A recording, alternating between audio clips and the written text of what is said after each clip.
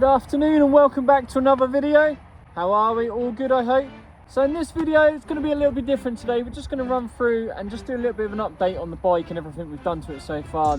I've been adding parts in sort of every other video, so I just wanted to go through the whole bike build from when I first started to basically all the mods that I've done and the different things that I've done to the bike. So what I do is I work from the front of the bike and work my way back. So yeah, so when I purchased the bike, it came with quite a lot of these mods that we're going to talk about. So starting off up at the front, the handlebars. So we've got a nice set of 3-inch riser handlebars on the front. I did actually swap back to the original handlebars just for a couple of rides, just to see if I could feel the difference. And yeah, I can see why the previous owner put these on. It does make a huge difference to the ride. I've talked about this in a lot of my videos about being a slightly taller rider and the comfort of the bike. It definitely makes a noticeable difference. So from the handlebars, just looking forward, I've changed the top mounting caps onto the brakes. This doesn't enhance the performance at all. This literally just is for the aesthetics. Starting to put a few different purple bits on the bike now, so this was just one upgrade that's yeah, it's more just for the looks than anything else. So stepping down from that, the key ignition plate, again, just to add a little bit of colour to the bike, so we've gone for the anodised purple again. Not enhancing the performance in any way, but in my eyes I think it looks quite smart. So working down from the plate, going to the controller, we've got the anodised purple controller cover on there as well. Again, not that this is a performance upgrade, yes it does look a little bit nicer than stock, but it does also protect the controller as well. I was starting to notice a few dinks and little chips from stones and debris when I've been riding. It was starting to look a little bit worn, so yeah, again this just makes it look a little bit nicer and just gives it that little bit of added protection as well. So heading down to the wheels, I've gone for the white spoke covers. With this, I just think it looks a little bit nice. Don't get me wrong, I do ride predominantly all off-road. They do get really dirty, they are really hard to clean, but when they are clean, they do look nice. It just makes the wheels look something a little bit different. So carrying on the wheels, I changed over the brake rotors, again, the anodised purple. Not massive performance upgrades, but I definitely have noticed a difference. They are slightly thicker than the stock, so I do find that those brakes are a little bit sharper. Brakes, in all my videos, is a huge bone of contention with me. I have a massive love-hate relationship with them, and I will go on to this further into the video. I actually do need your guys' help, so yeah, stay tuned for that bit.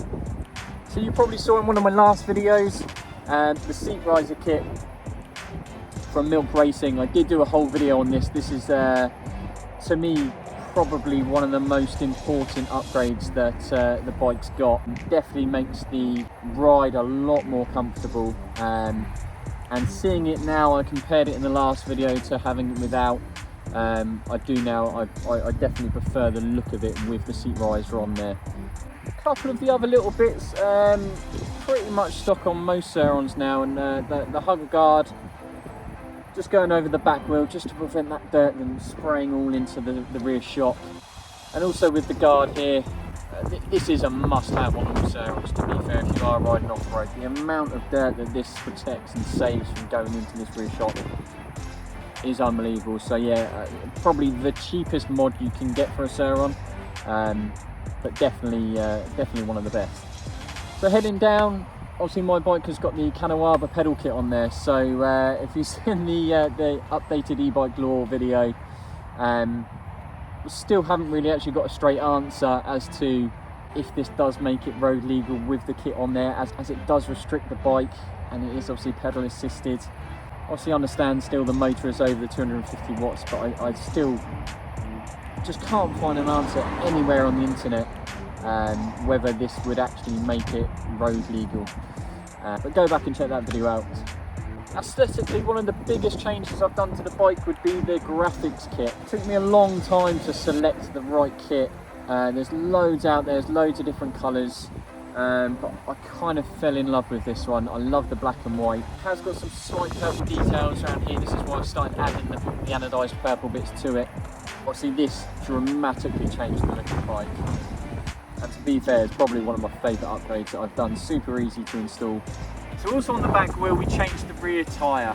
When I first bought the bike, the tyre had been massively worn out, and if you watch back from some of the past videos, I did have a lot of trouble gaining traction, and actually resulted in a couple of times me falling off the bike. So that was definitely something that I needed to change. So I've gone for the Maxxis rear tyre. It goes onto the stock ring perfectly, really good performing tyre, and ever since I've changed that over, I've never had an issue.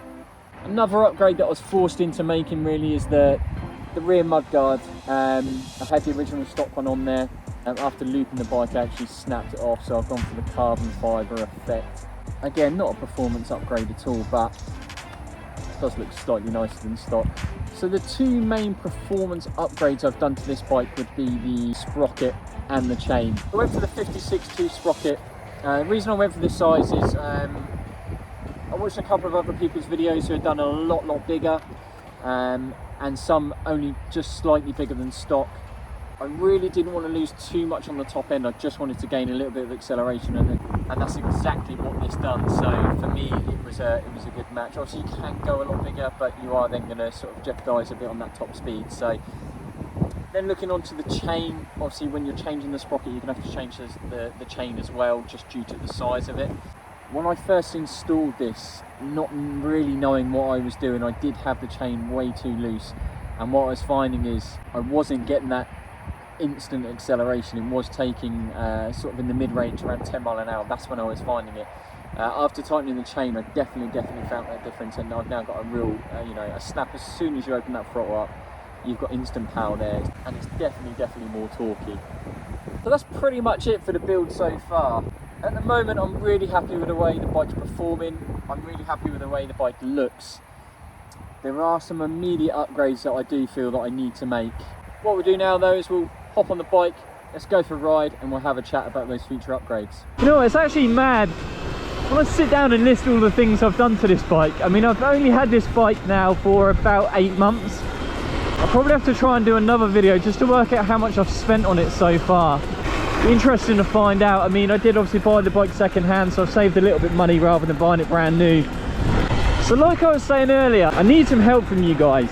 The bike is desperate for some new brakes. Got a couple of brands in mind that I'd like to use, but what I'd like to do is hear from maybe your experience. Maybe you've got a Surron or an e-bike, a mountain bike, and you've put some aftermarket brakes on it.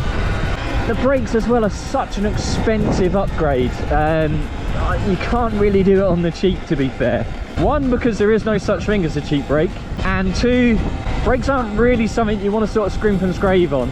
Like I said previously, it's great going fast on one of these, but ultimately if you cannot stop, it's all kind of a bit worthless. So the brakes I'm looking at are the Magura, either the MT5s, the MT7s, or the Hope brake system. I hear great things about all of them, and they're all in a completely different price range, starting from sort of £90 a brake up to sort of £200 a brake. So they're the three I've been looking at. So if anyone has got any experience with them or any advice, I'd massively appreciate it. Or if there's another brake that I haven't mentioned that's really good and worthwhile putting on one of these, definitely drop it in the comments.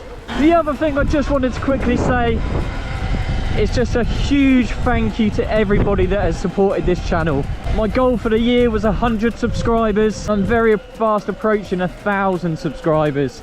So if you have subscribed, then a massive thank you to you. If you haven't, please consider it.